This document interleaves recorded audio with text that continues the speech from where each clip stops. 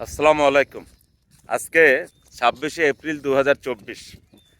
আজকে রহমতখালী নদী পাড়ে হাঁটতে হাঁটতে আজকের এই ভিডিওটা ধারণ করছিলাম। আজকের আলোচনার বিষয়টা হলো বাংলাদেশ ব্যাংক এবং দুদক থেকে প্রায় 80-90 জন কর্মকর্তা পদত্যাগ করেছেন।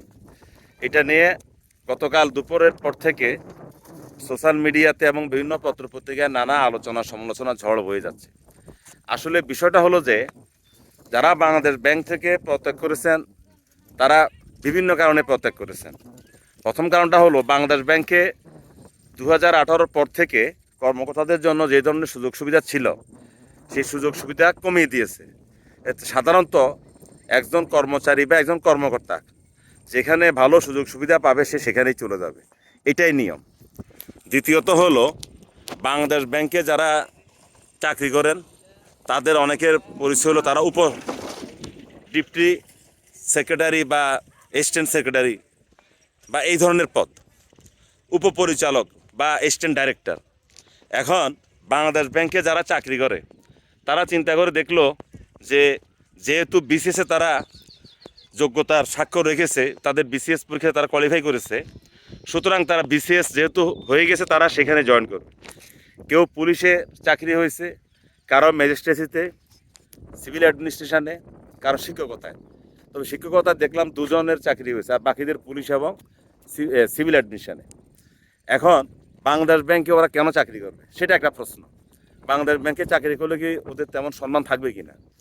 আমাদের বাংলাদেশে এখন বিসিএস ক্যাডারের যে জোয়ার যাচ্ছে সেই জোয়ারের হিসাবে এখন যদি কাউকে প্রশ্ন করে যে ভাই আপনার ছেলে কী করে বা আপনার ভাই কী চাকরি করে, সে যদি বলে যে বাংলাদেশ ব্যাংকের অ্যাসিস্ট্যান্ট ডাইরেক্টর এডি, তাহলে বলবো যে এটা আবার কী পদ?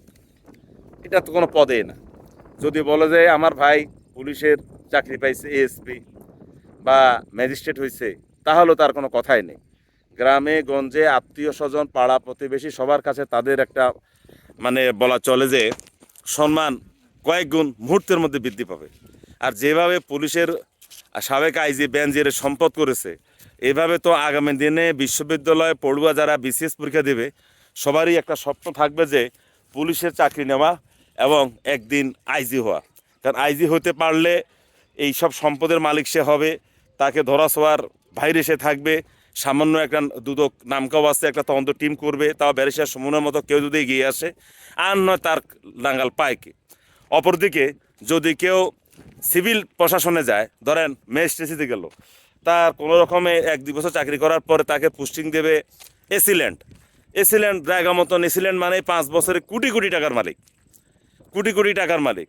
তারপরে আবার হবে টিএনও, ডিসি। যখন নির্বাচন আসবে প্রার্থীদের কাছ থেকে 1 কোটি টাকা নেবে, 1.5-2 কোটি, মানে যে অঞ্চলে যে প্রার্থীদের টাকা পয়সা বেশি। তো এইসব ছেড়ে কোনো বোকা ছেলে বাংলাদেশ ব্যাংকে কেন চাকরি করবে? বাংলাদেশ ব্যাংকে কেন চাকরি করবে? এই সহজ প্রশ্নটার উত্তরই হলো আমার এই ভিডিও। সবারই অর্থের দরকার আছে, সবারই যশ এবং খ্যাতির দরকার আছে। বাংলাদেশের মানুষ লাঠিকে পছন্দ করে। যার কাছে লাঠি আছে, যার কাছে ক্ষমতা আছে জেলে ঢুকিয়ে দেওয়ার, তাকে সবাই স্যালিউট করে। একজন শিক্ষককে কেউ স্যালিউট করে না। এই যে বিশ্ববিদ্যালয়ের শিক্ষকতা এখন কেউ করতে চায় না। কেন করতে চায় না? বেশি মেধাবীরা। কারণ এখানে বিশ্ববিদ্যালয়ের শিক্ষকদের কী আছে? তাদের কি লাঠি আছে নাকি? তাদের কাছে আলাদিনের চারাক আছে নাকি? হ্যাঁ, একটা আছে, উপাচার্য হলে কিছু দুর্নীতি করতে পারে, এই ছাড়া তার কিছু নাই। আর তাদের চরিত্র খারাপ, তারা নিজের ছাত্রীদের ইজ্জত নষ্ট করতে পারে। এই ছাড়া তো আর বিশ্ববিদ্যালয় শিক্ষকদের হাতে আর তেমন কিছুই নেই। তাই এই যে বাংলাদেশ ব্যাংকের যারা চাকরি ছেড়েছে, আমি মনে করি তারা তাদের যোগ্যতার স্বাক্ষর রেখেছেন বিসিএসে, এবং তারা তাদের বর্তমান যুগে সমাজে যে চাহিদা, তারা সেই চাহিদা তারা পূরণ করতে পেরেছেন। সমাজের চাহিদা অনুযায়ী তারা এখন বিসিএস ক্যাডার, এই কারণেই তারা চাকরি ছেড়েছেন। তাদেরকে ধন্যবাদ যে তারা তাদের যে সঠিক যে আদর্শ এবং উদ্দেশ্য ছিল বাবা মায়ের মুখ উজ্জ্বল করবে, জজ ম্যাজিস্ট্রেট হবে, তারা তাই করেছে। ধন্যবাদ সবাইকে।